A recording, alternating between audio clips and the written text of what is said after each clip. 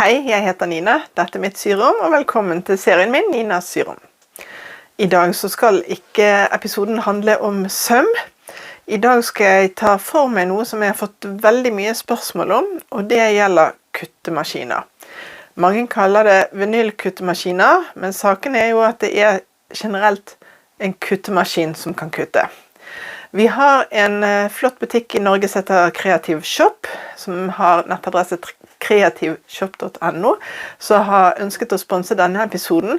Så jeg har fått en kjempefin sånn startpakke, så jeg skal pakke ut og vise dere senere.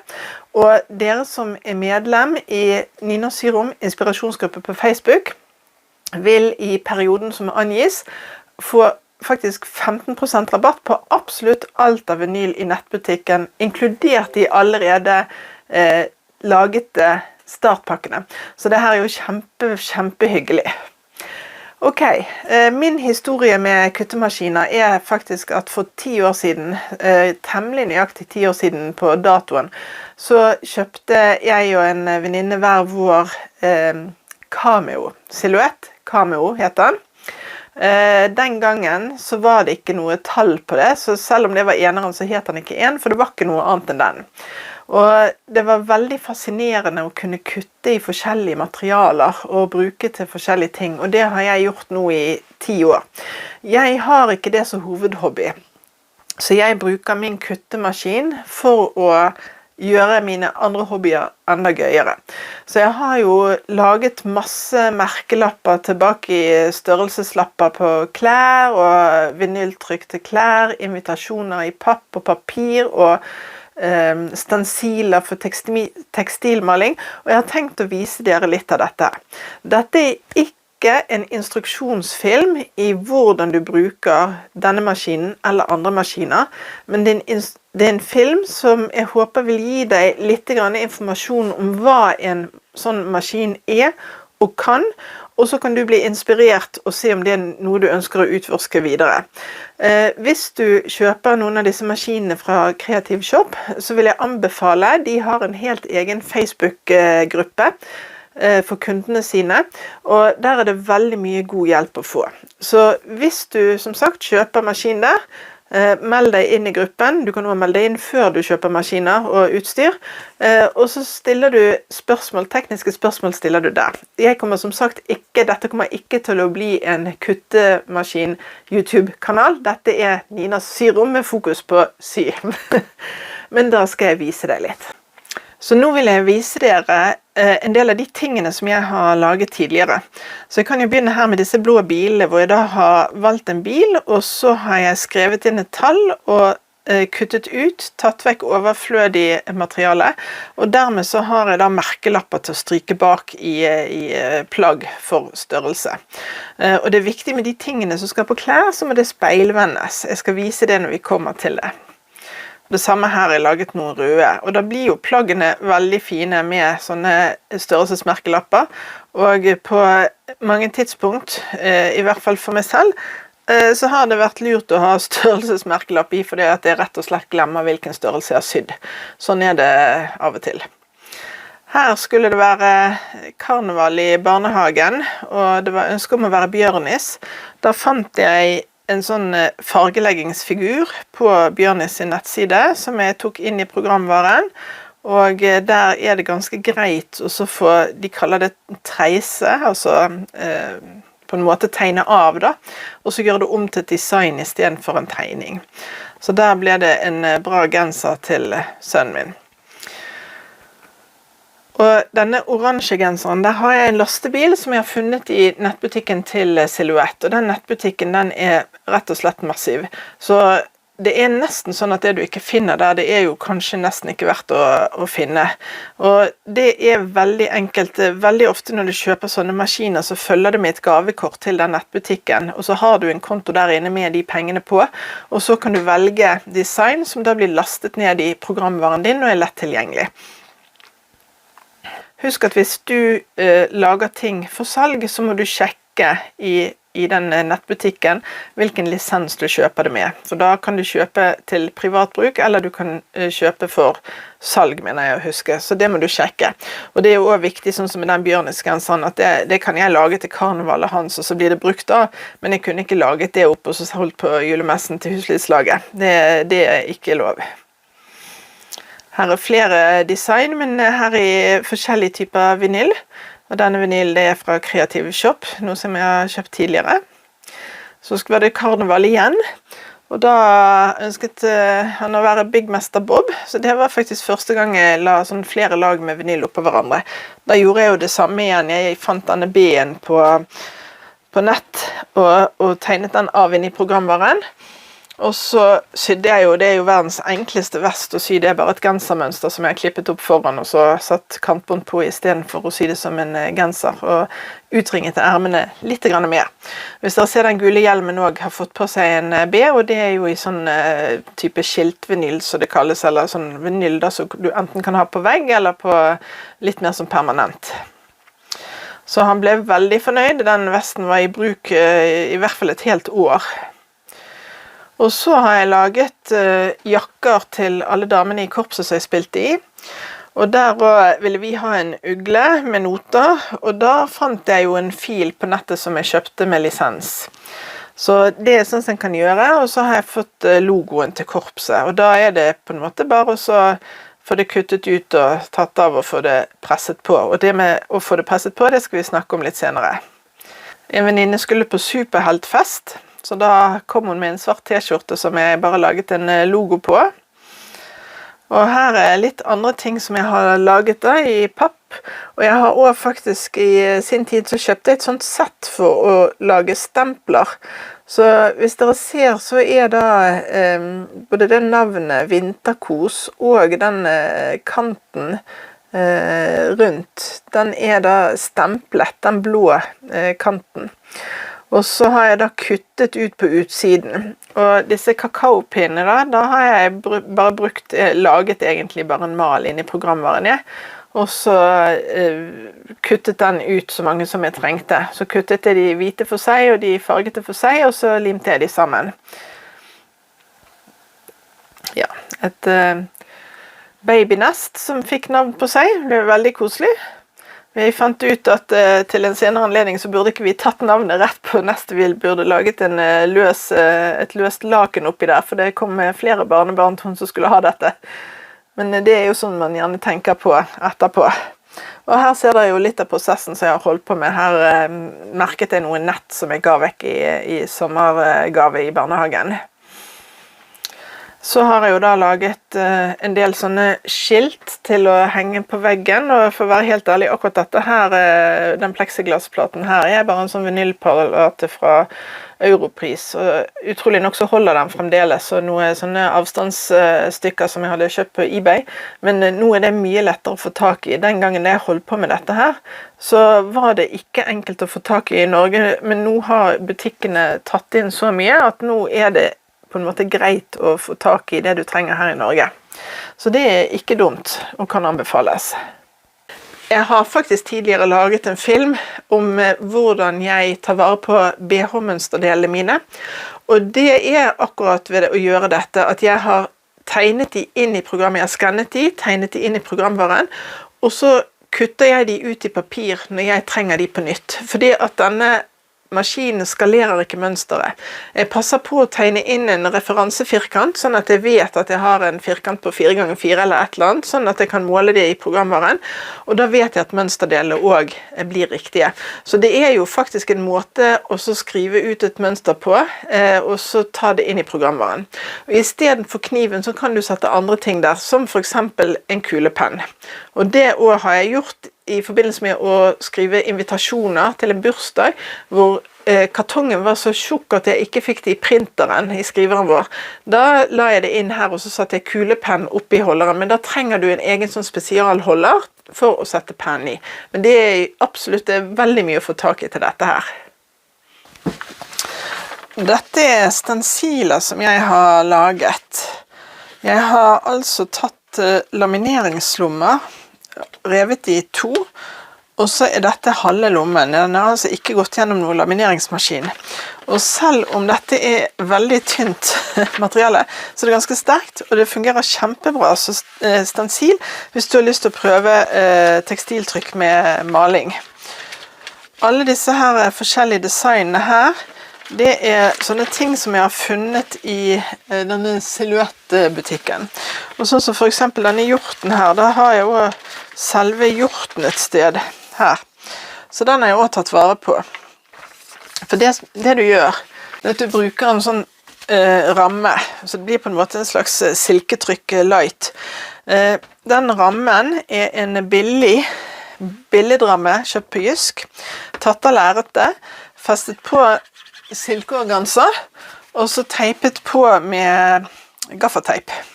Først stifter, så gaffateip, og det må være helt stramt. Så når jeg skal bruke det på et stoff, jeg kan jo vise. Det ligger alltid noe underst.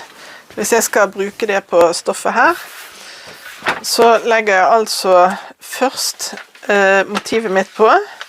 Kanskje den veien siden det buet seg litt, sånn. Og så legger jeg rammen min på. Så tar jeg maling på her, og nå har jeg jo en kant rundt her så jeg ikke må få maling på, eller så må jeg maskere med en eller annen ting. Og så tar jeg maling på, og så bruker jeg en sparkelspade, helst i plast, og så bare drar jeg det over.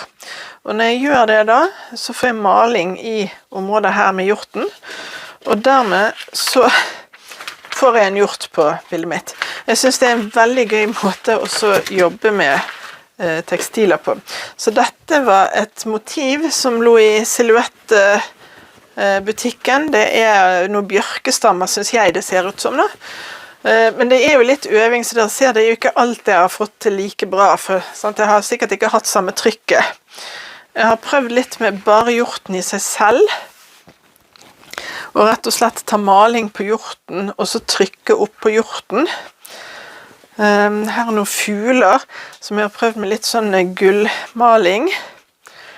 Nå skal vi se. Og her hjorten igjen, som jeg har påført da med lim i stedet for maling. Og så når limet var tørket, så har jeg tatt på en sånn sølvfolie. Den tenker jeg at den må få vasket den flekken, så kan jeg bruke dette til noe. Og her den rundingen, så her har jeg faktisk lagt denne sånn og trykket, og når malingen var nedi, bare for gøy, så har jeg tatt over det andre stoffet og trykket det for å se hvordan det ble. Hvorfor ikke? Det jo bare gøy å prøve seg. Og jeg synes jo det veldig gøy å ta billige stoffer, sånn som dette veldig billig bomullslerret, og så gjøre noe med det sånn at det blir unikt. Så det forslag, altså dette jo bare forslag, men det som så gøy, så den kuttemaskinen begrenser ikke mulighetene mine for å finne på sånne ting som ellers ville vært kjempedyre å holde på med. For hvis jeg virkelig skulle holdt på med silketrykk og maskiner og greier, så det jo kjempedyrt. Så dette bare en idé. Ok, men nå skal vi ta en titt på den pakken som jeg fikk av Kreativ Shop. Pakken jeg har fått heter Deluxe Startpakke Vinyl, så her skal egentlig være det meste som du trenger for å komme i gang. Her en sånn, de kaller det weeding når de fjerner folien, eller luke heter det hvis du oversetter det på hagespråket. Den bruker du for å fjerne den folien som du ikke skal ha. Og dette en skrape for å feste overføringsteip til sånne motiver du skal ha på vegger og på andre ting, og hvor du etterpå kan bruke det på vinyl for å få det til å henge fast.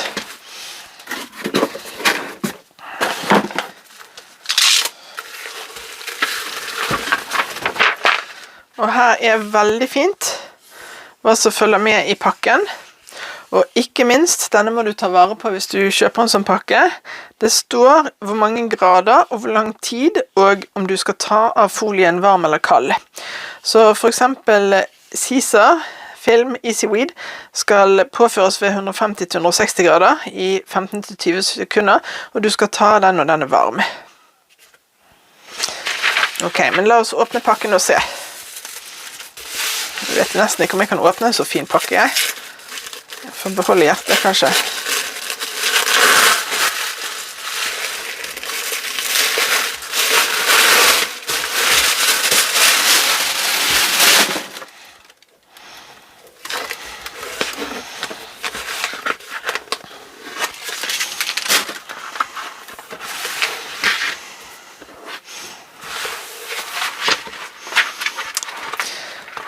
Fantastisk.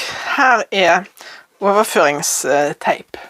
Så det er en teip som du bruker da for å overføre motivet til det der hvor det skal sitte. Oi, oi, oi, se her. For det er så gøy nå, denne siden her som er matt, det er altså baksiden, og det er den vi kutter i til klær. Alt som du skal ha på klær, det blir kuttet speilvendt. Fordi at vi kutter det ut sånn, så må vi snu det og presse det på, og da får du et inntrykk av hvordan det blir seende ut ved å se på denne siden, og her ligger noen plastfilm på utsiden. Så her er... Oi, se her du. Kule greier. Ollala. Og det er kjempegøy, det er jo kommet så mye tøft i dette. Jeg husker da jeg begynte for 10 år siden, så kjøpte vi liksom, heldigvis vi fikk tak i litt på eBay, og da var det så dårlig at vi ikke klarte å få plastfolien etterpå. Dette her er kjempe, se på det her.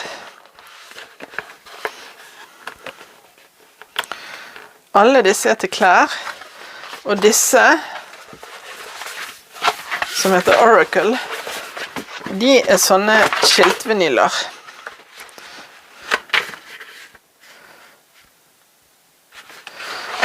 Nå tar jeg feil. 631. 631 er til vegg, så den sitter ikke like hardt. Og 651 Oracle, den er skiltvinyl og kan være utendørs. Og det kan den altså, for jeg har hatt på postkassen min i mange, mange år. Og det sitter fremdeles. Og det som er gøy, det er at hvis du kjøper en sånn pakke, så er det satt sammen på en måte alt du trenger for å komme i gang. For det at jeg vet selv at hvis du skal i gang med dette som hobby, så kan det være litt vanskelig å vite hvor du skal starte. Da kan det være greit å ha en sånn type litt av hvert funksjon. Men ok, la oss velge oss en av disse da, for å lage disse merkelappene. Skal vi se. Jeg kunne egentlig tenke meg den, jeg.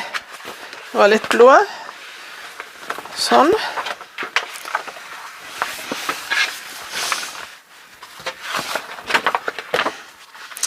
Dette er kuttemaskinen min nå, for jeg har nå byttet ut min ener, som ikke hadde noe navn, med en 4. Jeg hadde lyst til å oppgradere her, og det gjorde jeg vel, for jeg tror det er et års tid siden.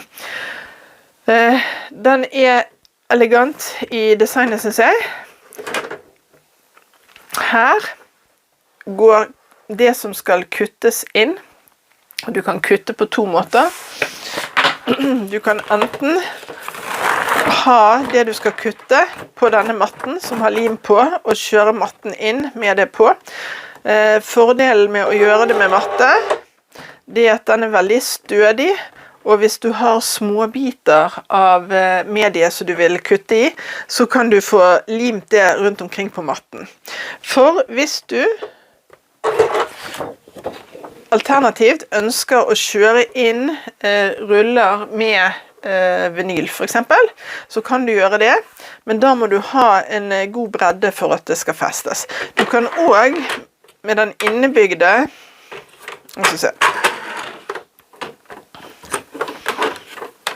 rullholderen,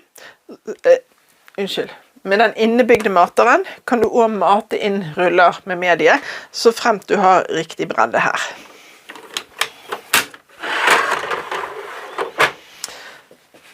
Oppi her står en kniv.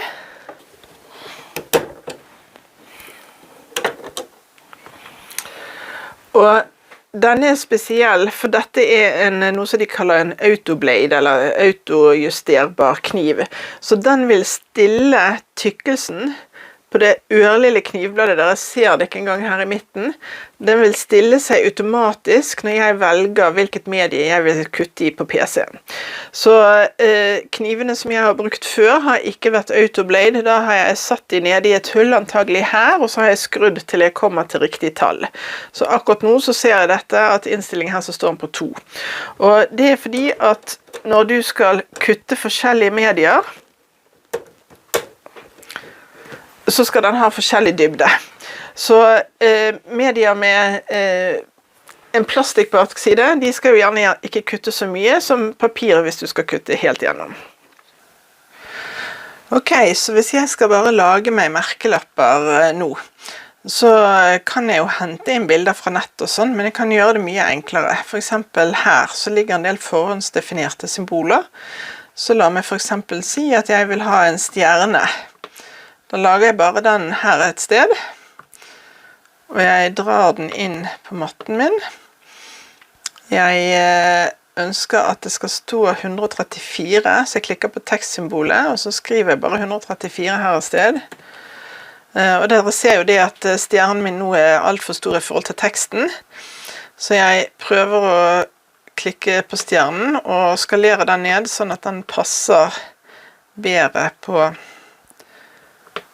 tallet jeg ønsker. Sånn, jeg kan rotere den litt over hvis jeg vil for å få bedre pass. Sånn, kanskje. Ja. Der. Ja, var det litt rart at den ikke var helt rund, kanskje, eller... Skal vi se. Og så står vi toppen opp da.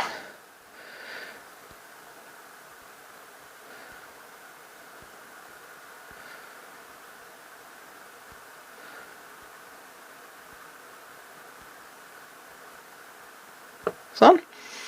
Setter tallet inni. Se om det er plass. Ja da, det er det.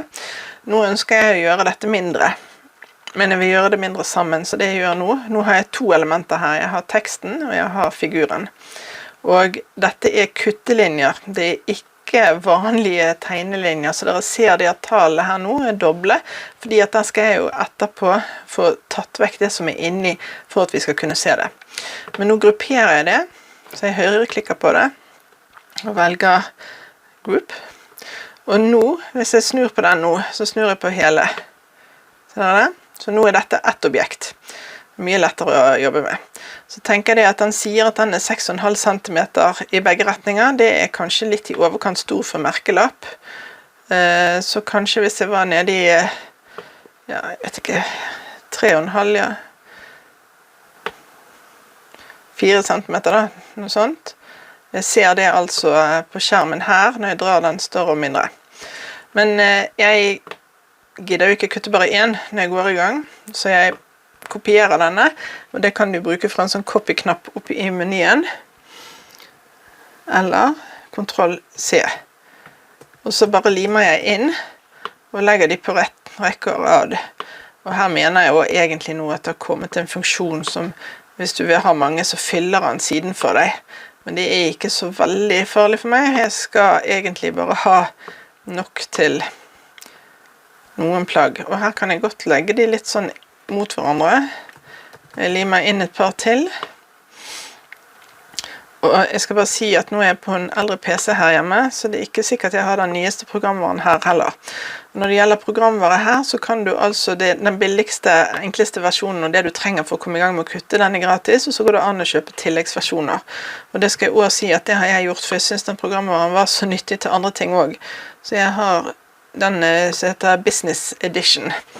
Jeg synes den er praktisk. Ok. Da har vi kommet så langt at vi er klar til å skrive ut. Da skal vi altså sende designet vårt til maskinen. Nå skal vi se. Den sier at det er en heat transfer, og det har han jo helt rett i, så da er det jo det som jeg kuttet i sist, Autoblade, og den skal stille seg inn selv. Men jeg tror, bare for sikkerhets skyld nå, så skal jeg speilvende dette. For det har jeg bommet på før. Jeg vet at den skal gjøre det, så jeg merker alle. Og så tar jeg flip horizontally, sånn. Nå de speilvendte. For jeg skal jo ha dette ut etterpå på klær. Så jeg velger send, ja. Sånn.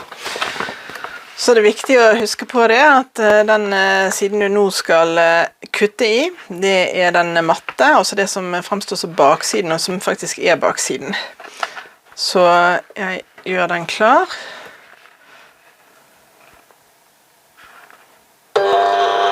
Sånn. Send. Og nå får jeg altså spørsmål om Heat Transfer Designs må ofte speilvendes. Ønsker du å gjøre det, eller skal du sende det som det står på skjermen? Og jeg har jo speilvendt det nå, så da sender jeg den som den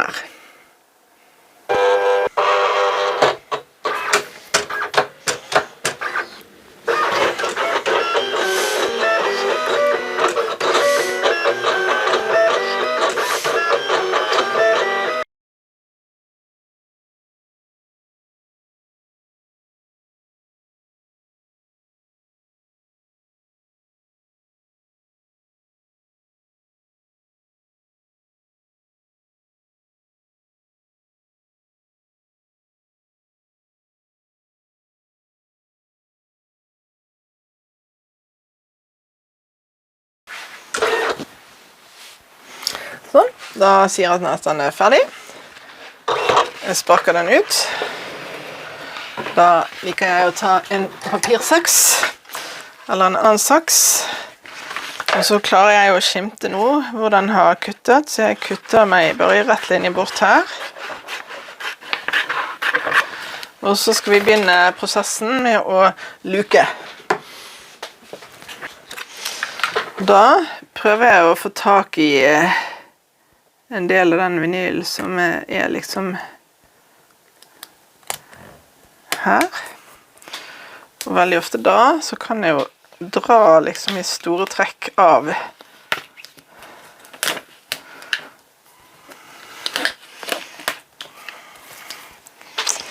Og så kan det bli litt mye gris med sånne små biter her, så det kan være, hvis du har en teipbit å feste det på, kan det være lurt.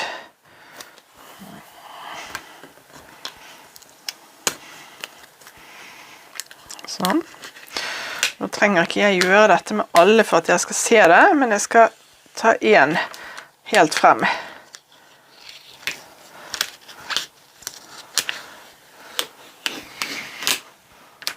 Sånn.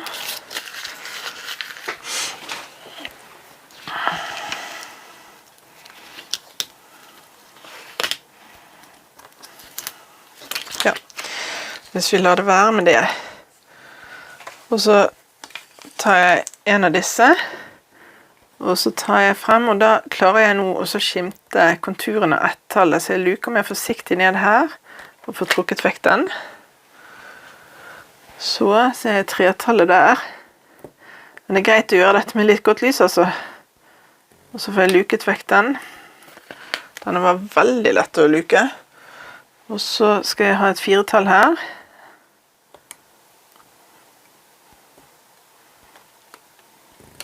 Sånn. Da min nummermerkelapp klar. Og når jeg skal bruke den, og det skal jeg vise dere, så tar jeg rett og slett bare og klipper meg opp mellom her.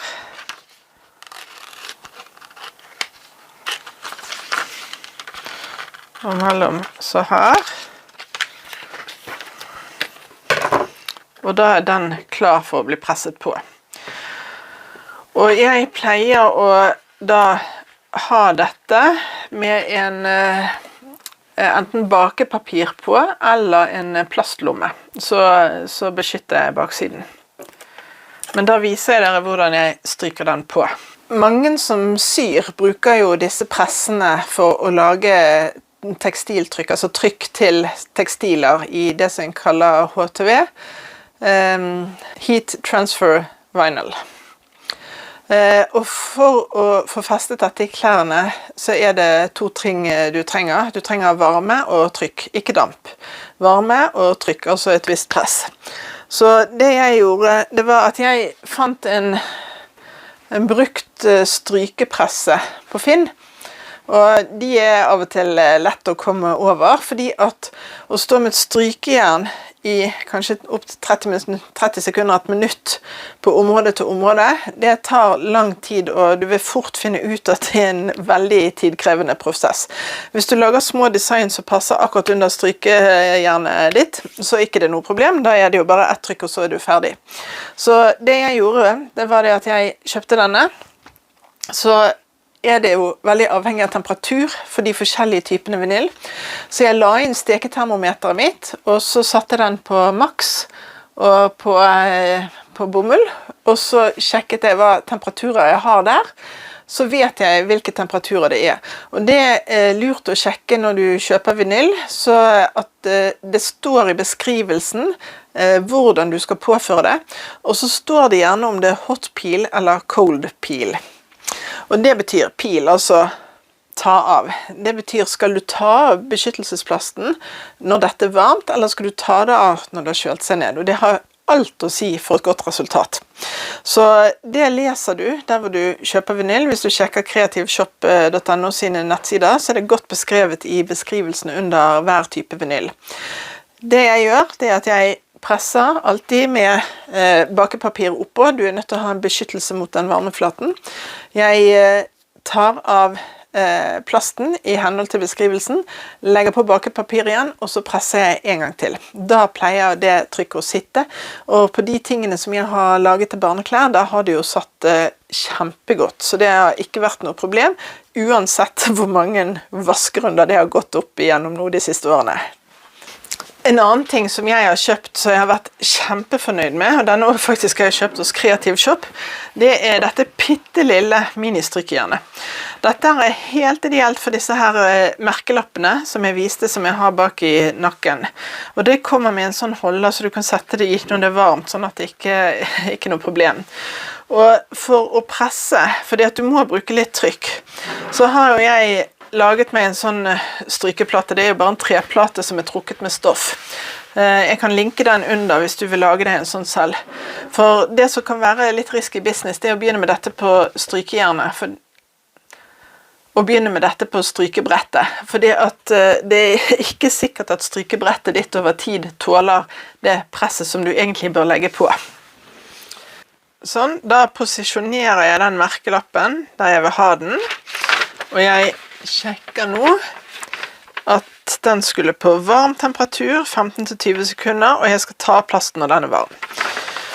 Jeg må legge noe mellom den og strykejernet, så jeg har det nesten pinlig. Dette er et gammelt bakepapir jeg fremdeles bruker. Du kan få sånne teflonmatter også, som ser mye finere ut. Nå skal jeg presse i 15-20 sekunder, og jeg skal altså presse, jeg skal ikke holde lett. Nå legger jeg på det jeg har, og så følger jeg med på klokken.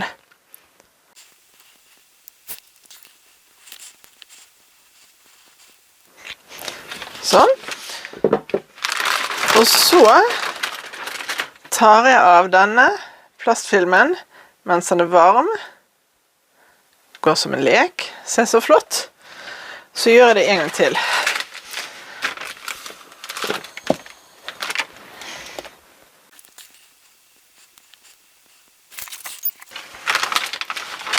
Sånn. Så for de som syr, så er jo dette en av de vanligste bruken av dette. Det er rett og slett å stryke vinyl og figurer og sånn på klær.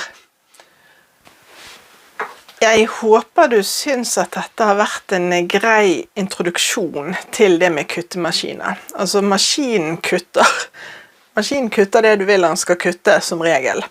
Jeg anbefaler deg som sagt å søke opp gruppen til Kreativ Shop på Facebook, og jeg må også takke igjen for at de har lyst til å både sponse meg med den flotte startpakken Deluxe som jeg har fått, og for at dere i inspirasjonsgruppen min får rabatt. Jeg syns, helt uavhengig av den sponsen, at dette her er jo en maskin som jeg kanskje ikke bruker sånn ekstremt ofte, men jeg har ekstremt glede av den når jeg bruker den. Og jeg ser jo det at nå fremover så kommer det til å bli mer i form av at poden på 5 er blitt mer opptatt av hva han vil ha på klærne sine, så da blir det nok noe mer trykk og sånne ting der. Men det absolutt noe jeg ville anbefalt deg å sjekke ut. Nå finnes det også flere kuttemaskiner av forskjellige typer, men konseptet jo i det store og det hele det samme. Igjen, sjekk kreativshop.no. Jeg håper du har lyst til å gi meg en tommel opp, for det betyr så lite for deg, men det betyr så veldig mye for meg. Så håper jeg at du følger med meg her på Nina Syrom, og så ses vi snart til nye filmer, faktisk innen søm. Ha det bra!